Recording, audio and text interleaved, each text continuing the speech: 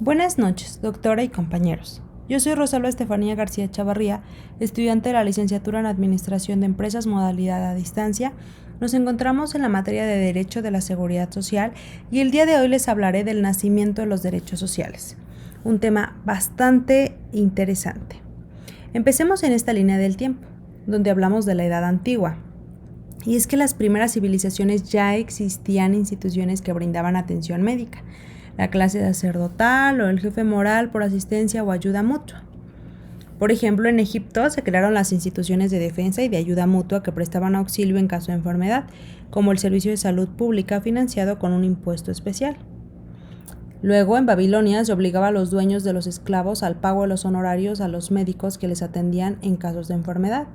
Y en Grecia, los ciudadanos que por sus limitaciones físicas no podían subvenir a sus necesidades eran auxiliados. En las antiguas culturas americanas, en el imperio del Tahuantinsuyo, los incas garantizaron a la totalidad de los seres humanos bajo su jurisdicción, que decía: el derecho a la vida mediante la satisfacción plena de las necesidades físicas primordiales, como la alimentación, vestido, vivienda y salud, que equivalía a la supresión de hambre y la miseria, causados por las desigualdades sociales y por los no previstos efectos destructores de la naturaleza incontrolables por el hombre. Se ha comprobado que el Calpulli es una versión mexicana del Ayllu, cumplía determinadas funciones de previsión, y aquí es donde Frías Olvera lo escribe como: cuando el jefe del Calpulli o cualquiera de sus miembros se enfermaban, sufrían accidentes o recibían lesiones en la guerra, tenían derecho a seguir percibiendo la parte de los productos que sacaban. Después tenemos a la Edad Media, que comprende del siglo V al siglo XV. Y es que aquí se crean las beneficencias eclesiásticas y laicas para socorrer las necesidades humanas, escuelas para enseñar al ignorante, hospitales y orfanatos para los más necesitados. Después viene la Edad Moderna, y esta comprende del siglo XVI al siglo XVIII. Durante este periodo se empieza a formar la estructura del Estado, hasta su aparición en el siglo XIX. En el siglo VIII, Carlomagno dictaminó que cada parroquia debía sostener a sus pobres viejos, enfermos sin trabajo y a los huérfanos, cuando no contaban con ayuda familiar. En Inglaterra, en 1601 se estableció un impuesto obligatorio a nivel nacional para cubrir esta clase de asistencia parroquial, y 2 siglos más tarde, Dinamarca y Suecia adoptan medidas similares para asegurar de esta manera la responsabilidad de la comunidad. El mutualismo fue otro de los sistemas de ayuda mutua para asumir ciertos riesgos y contingencias sociales, como la vejez, invalidez, enfermedad y muerte, a través de las aportaciones de sus miembros. Después viene la Edad Contemporánea, que comprende el siglo XVIII al presente. Y aquí vamos a hablar de la Alta Edad, la Baja Edad y periodos bélicos. En la Alta Edad inicia la era con el estallido de la Revolución Francesa de 1789 a 1804, validando el nacimiento de los derechos humanos. Y con la Revolución Industrial es aquí cuando nacen los derechos sociales, con la creación del derecho del trabajo y formación de los primeros sindicatos. Entonces hablamos de que en la Edad Alta tuvimos el nacimiento de los derechos humanos, de los derechos sociales, la creación del derecho del trabajo y la formación de los primeros sindicatos. Después tenemos a la Baja Edad. De 1870 y 1914 aún no surge la seguridad social, pero sí empieza a ordenar los elementos para su conceptualización. Y aquí les puse un mapa que me gustó mucho, justo donde describe la edad contemporánea alta y baja. Y la alta tiene las grandes revoluciones desde 1776 a 1815, y como de 1815 a 1870 tenemos los nacionalismos. Más tarde es la Edad Baja, de 1870 a 1914 con la paz armada, de 1914 a 1989 con las grandes guerras, y la posguerra fría a partir de 1989. Y hablando de los periodos bélicos, tenemos que en el siglo XIX empieza el seguro privado como un contrato de derecho privado. Después, en 1813, Otto Bismarck, que es considerado el canciller de Alemania, ¿no? Es el creador del seguro de vejez y enfermedad, implementa justamente el primer sistema del seguro social moderno, que incluía seguro de enfermedad, accidentes y vejez. Después viene el siglo XX, donde inicia con el estado de bienestar o benefactor. En 1911 tenemos el Seguro Nacional de Salud. El Reino Unido introduce el Seguro Nacional de Salud, que se financiaba mediante contribuciones de los trabajadores y empleadores, aunque creo que no era tripartita. Después viene 1935, donde la Ley de Seguridad Social de Estados Unidos aquí establece un sistema de seguro social para proteger a los trabajadores en caso de vejez, discapacidad o muerte. El término de seguridad social lo utiliza por primera vez este país en un documento normativo en la ley en ese año. En 1938, el segundo país en utilizar este término es Nueva Zelanda, y en ese momento todavía no había una diferencia clara entre el seguro y la seguridad social. Luego viene que en 1942 tenemos el informe Beveridge, presentado en el Reino Unido, que propone un sistema de seguridad social integral que cubra todas las necesidades sociales de la población. En 1948 tenemos a la Organización Internacional del Trabajo, hoy por sus siglas, que adopta la Declaración de Filadelfia, que establece el derecho a la seguridad social como un derecho fundamental. Y no es hasta 1952 cuando ya tenemos la Ley del Seguro Social en México, que establece el sistema de seguridad social para los trabajadores, que incluye seguro de enfermedad, maternidad, invalidez, vejez y muerte. En 1956 tenemos que la Ley del Seguro Social de Estados Unidos se amplía para incluir el seguro de discapacidad. Ahí terminamos con una pequeña línea del tiempo, terminando en la Edad Moderna, que ya les expliqué que hablábamos, sobre todo terminando con el periodo bélico. De esta etapa, pues obtenemos que son evidentes las diferencias entre los seguros sociales obligatorios y la seguridad social, que la expresión seguridad social pues quedó sancionada con alcance mundial en la Carta del Atlántico del 14 de agosto de 1941 y en la Declaración de Washington del 42, que decía: todas las naciones tienen el deber de colaborar en el campo económico-social a fin de garantizar a sus ciudadanos las mejores condiciones de trabajo, de progreso económico y de seguridad social. Y bueno, en la actualidad los sistemas de seguridad social están en crisis en virtud de las exigencias demográficas, epidemiológicas, actuariales, médicas, sociales, económicas y políticas que imperan globalmente, por lo que se requiere de una reforma profunda y urgente. Ahora bien, vamos a hablar de los antecedentes históricos en nuestro país. Y aquí tenemos a la época prehispánica, que si bien la ciencia botánica indígena era mucho más avanzada incluso que la europea. Rosa María Meyer expresa que existen datos sobre instituciones similares a las de seguridad social desde la época de Moctezuma II. Estos establecimientos eran sostenidos con los sobrantes de las cosechas destinadas al culto de los dioses. Desde la época prehispánica, los recursos para la práctica de asistencia eran extraídos del erario público y que servía principalmente para entregarles el beneficio de la asistencia médica a quienes habían servido al Estado. Después tenemos a la época colonial. Aquí la intervención española en México significó el traslado del sistema político, cultural y social que contribuye en los esquemas de convivencia indígena. Josefina Muriel relata que en esta época se erigieron en el virreinato 129 hospitales muy bien definidos y dentro de los cuales se encuentra la construcción en la ciudad de Puebla del famoso Hospital de San Pedro, cuyo edificio actualmente pues se destina al Museo del Virreinato. Explican diversos autores que el régimen hospitalario de la Nueva España cumplía con una múltiple función. Facilitaba el control y cuidado de la fuerza de trabajo. Servía para la conversión de los naturales a la nueva fe, cumplía con sus objetivos de dominar la ideología y cumplía con el propósito caritativo que en realidad era la justificación moral que los originaba.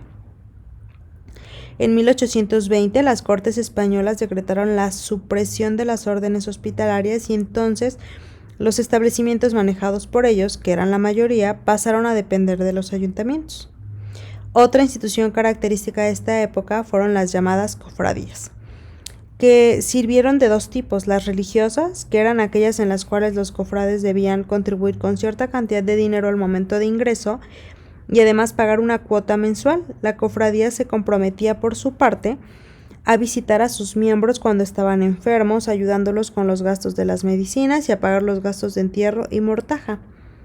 Y las gremiales, que se reunían los miembros de un determinado gremio con la finalidad de prestar ayuda mutua y el sufragio de los cofrades muertos, rendir culto al santo patrón del gremio y establecer las instituciones de beneficencia para atender a los cofrades monasterosos, enfermos y lisiados. Después tenemos a los Montepíos, que realizaron una labor similar a la que muchos años después se conoció con el nombre de pensiones civiles. Este sistema de Montepíos continúa operando en el México independiente, ya que el 3 de septiembre de 1832 se expidió la ley sobre Montepíos, en la que se ampliaron los servicios para los empleadores federales. Esta constitución aún se encuentra hasta nuestras fechas. Después tenemos a nuestro México independiente. Iniciamos en 1821, donde los conflictos internacionales y en general las circunstancias ideológicas hicieron que las instituciones benéficas durante la colonia pues fueran olvidadas. En 1824, la Hacienda Pública hace descuento al salario para la creación de un fondo de incapacitados al 30 de abril de 1904. Y no fue sino hasta el año de 1841 cuando se inicia un repunte con la creación del Consejo de Salubridad. Los objetivos de este consejo eran, entre otros, fomentar los estudios de higiene, vigilar los establecimientos públicos, dictar a las autoridades medidas de higiene pública y formar el Código de Sanitario de la República Mexicana. En octubre de 1842 se expidió un decreto que permitió la entrada al país de las famosas Hermanas de la Caridad, que eran enfermeras de profesión que trataron de renovar los servicios hospitalarios. En 1861, el entonces presidente Benito Juárez decretó la creación de la Dirección General de Beneficencia para centralizar los servicios hospitalarios y para garantizar, coordinar y sostener a los medios de beneficencia pública a fin de convertirlo en un servicio público dependiente del Estado. Durante la intervención francesa se crearon nuevas instituciones de beneficencia, entre las que podemos mencionar un instituto gratuito para sordomudos y una para maternidad. En 1874, Lerdo de Tejada decreta la expulsión de las Hermanas de la Caridad de todos los hospitales de nuestro país. En 1877, en el Porfiriato, se crea la Dirección de Beneficencia Pública, ubicándose para 1881 dentro de la Secretaría de Gobernación. En 1904 se dictó la Ley de Beneficencia Privada para el Distrito Federal y territorios federales. Antes de la Revolución, el aspecto de asistencia médica se había privatizado y las condiciones económicas del mexicano no le permitían acceder a estos sitios un tanto elitistas. Como antecedentes verdaderamente de la legislación moderna sobre el aseguramiento de los trabajadores y de sus familias, se encuentran en principios de este siglo dos disposiciones de nivel estatal. Uno, que es la Ley de Accidentes de Trabajo del Estado de México en 1904 y la Ley sobre Accidentes de Trabajo del Estado de Nuevo León en 1906. México tuvo el privilegio de promulgar en 1917 la primera constitución de tipo social en el mundo, estando a los términos del artículo 123 constitucional como consecuencia de la Revolución Agrarista de 1910. Nos anticipamos a la Constitución alemana de Weimar del 19 y a la de España de 1931. La base constitucional del Seguro Social en México se encuentra en el artículo 123 de la Constitución General de la República, promulgada el 5 de febrero de 1917. Aquí se declara de utilidad social el establecimiento de cajas de seguros populares como los de invalidez, de vida, de cesación involuntaria en el trabajo, de accidentes y de otros con fines similares. En 1955 se hizo obligatorio el aseguramiento de los empleados institucionales de crédito y organizaciones auxiliares de seguros y fianzas de la República Mexicana. Y en 1974 se modificó el artículo 123, fracción 19 de la Constitución, para incluir como sujetos de la seguridad social a los trabajadores, campesinos no salariados y otros sectores sociales y sus familiares. En este 19 se dice que es de utilidad pública la ley del Seguro Social y ella comprenderá seguros de invalidez, de vejez, de vida, de cesación involuntaria del trabajo, de enfermedades y accidentes, de servicios de guardería y cualquier otro encaminado a la protección y bienestar de los trabajadores, campesinos no salariados y otros sectores sociales y sus familiares. desprendiéndose las leyes e instituciones de seguridad social para los trabajadores del Estado, que son 3.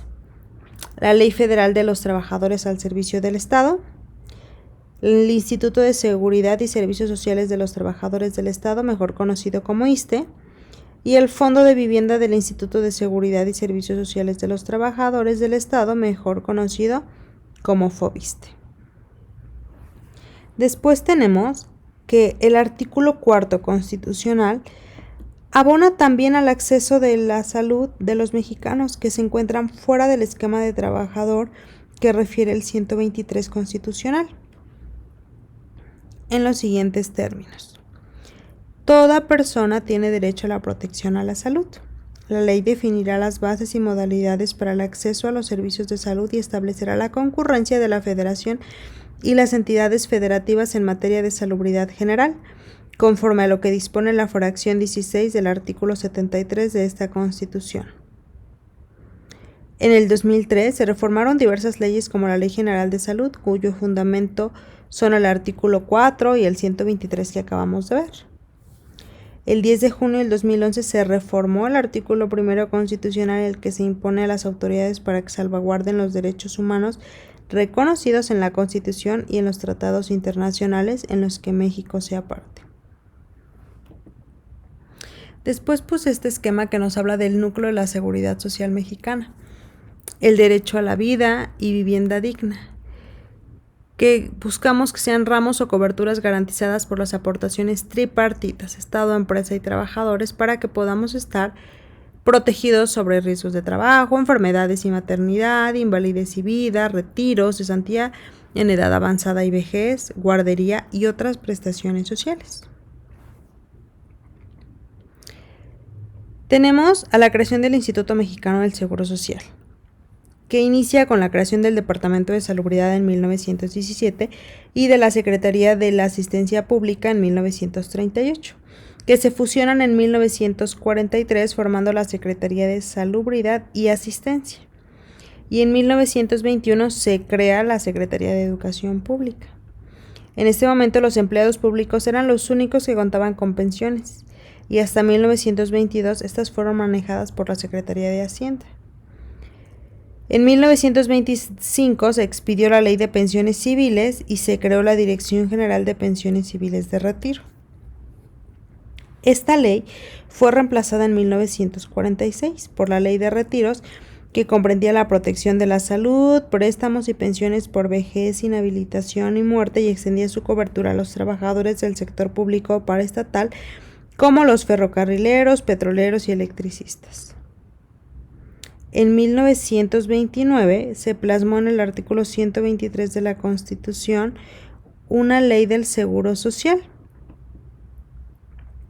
agregando el seguro de enfermedades a los seguros mencionados originalmente, y fue hasta 1943, por órdenes del presidente Manuel Ávila Camacho, cuando se promulgó la Ley del Seguro Social. A pesar de varios intentos con este mismo propósito en el sexenio cardenista, con esta ley se crea el famoso IMSS, Instituto Mexicano del Seguro Social, que se convierte en la institución más importante en materia de salud y de seguridad social. Y pues bueno, el IMSS ha sufrido grandes modificaciones en 1973, 1995, 2002, 2019 y 2020, con el objetivo de mejorar. Más tarde viene la creación del Instituto del Fondo Nacional de Vivienda para los Trabajadores, que tiene su antecedente inmediato en la antigua Dirección de Pensiones, cuyo decreto de creación data del 12 de agosto de 1925, expedido por el entonces presidente Plutarco Elías Calles. Su origen en el Estatuto Jurídico de los Trabajadores al Servicio de los Poderes de la Unión, publicado el 5 de diciembre de 1938 en el Diario Oficial de la Federación. Goza de sustento jurídico con la publicación de la Ley Federal del ISSSTE, expedida en el 59 por el presidente Adolfo López Mateos. En 1963 se incluyeron los seguros, servicios y prestaciones establecidos en el capítulo de la Seguridad Social, y en 1972 se creó el Fondo de Vivienda, FOBISSSTE. Y ahora hablaremos de nuestra problemática de la seguridad social actual. La desaceleración del crecimiento económico a partir de los años 70, la disminución del ritmo del crecimiento del empleo y el aumento de la economía informal revelaron las limitaciones de este esquema que dejaba fuera a más de la mitad de la población. De esta forma, la seguridad social en México careció desde sus inicios de la condición de la universalidad, en virtud de la cual se protege a todos los ciudadanos y se circunscribió a un enfoque ocupacional que apartó a México de los esquemas prevalecientes en los países de Europa Occidental. La problemática del empleo agudiza a partir de la crisis económica y ha limitado a las nuevas afiliaciones. A pesar de esto, la cobertura de la seguridad social ha tenido un gran aumento en las últimas décadas. Recordemos que las aportaciones a este seguro siguen siendo de naturaleza tripartita: trabajador, patrón, gobierno o Estado, y se establece la existencia de una pensión mínima garantizada por parte del Estado para aquellos trabajadores que no logran reunir los recursos financieros. Si hacemos un análisis de los artículos constitucionales de la Seguridad Social mexicana, lo resumimos en 3 puntos. El artículo 4 de la Constitución establece el derecho a la protección de la salud y la seguridad social. El artículo 5 garantiza el derecho al trabajo y a la seguridad social. Y el artículo 123, que regula las relaciones laborales y establece el derecho a la seguridad social para los trabajadores. Hablando de los principios fundamentales del derecho de la seguridad social, tenemos 4. Universalidad, que es la seguridad social debe ser accesible para todos los ciudadanos, sin distinción de raza, género, edad o condición social. Después tenemos a la equidad. La seguridad social debe ser equitativa, es decir, debe tratar de manera justa y sin discriminación a todos los ciudadanos. La integralidad es que la seguridad social debe cubrir todas las necesidades sociales de la población, incluyendo la salud, la educación, la vivienda y la protección social. Y tenemos a la solidaridad, que se basa a la solidaridad entre los ciudadanos, quienes contribuyen a través de impuestos y cotizaciones para financiar el sistema. Tenemos una obligación constitucional de la empresa de brindar al trabajador seguro social para beneficio de la sociedad en general. La Constitución Política de los Estados Unidos Mexicanos establece que los trabajadores tienen derecho a la seguridad social, lo que incluye el seguro de enfermedad, maternidad, invalidez, vejez y muerte. Y las empresas tienen la obligación de contribuir al sistema de seguridad social a través de cotizaciones y pagos de impuestos para garantizar que los trabajadores tengan acceso a estos beneficios. Entonces, hablamos de los derechos y obligaciones, en este caso, de cada parte. La seguridad social es un derecho fundamental que beneficia no solo a los trabajadores, sino también a la sociedad en general, ya que contribuye a reducir la pobreza, a mejorar la salud y aumentar la productividad. Gracias.